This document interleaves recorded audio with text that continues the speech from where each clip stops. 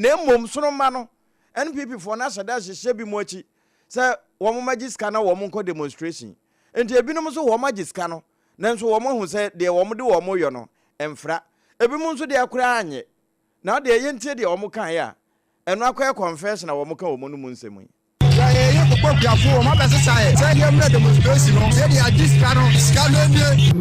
demonstration when the car ever old town on bad fire now you sure sir the money the new Ukofobia emaye nti ya anko aban MPP ni na na do umi abaye no omoton petaza no edmai ene mahama baye no petaza de ama wasi no for free o san so ama ye nuo ma de gu ikukusu so wo hwe anamon ya mahama atu afokuku okafo ho a e say wo adwen pam mai ye omoti so le aban atesisi ono so wantimi ma kokko ne bo enkonsoro opuyafo de haye na so abasa nya ne fo na ye kan se mpayifo mo di sika ne ye sra abasa ye mane na hotwe nche wo mu na makuyafo ye nya ye fa ho bi nya wo ba wasi no ko ha constituency chief farmer onim bo hwe regional chief farmer onim bo hwe ena nkoma fosa sankofo fi ne ye bi mu se omuma ye sa demonstration ye de ye pesa abo ambuwa ne ye koko so ye koko ye ni anso ye sika di atodi ye ni bi kisa ne koko ku ye ne bomjiwa mi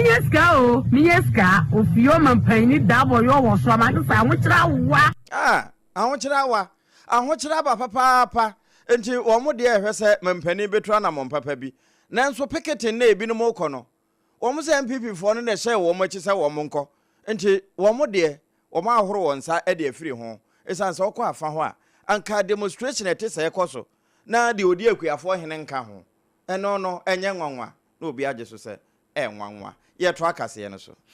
Ebusuya prem to breka sebo ena wason egusu awutie no sompa oha eni nsia echi popanyan enum suo ensam ne ye bi ade ma ose na esifa etie na yenkopie mu ewe ya asante mantem ene otekokko so akora onana mechiawo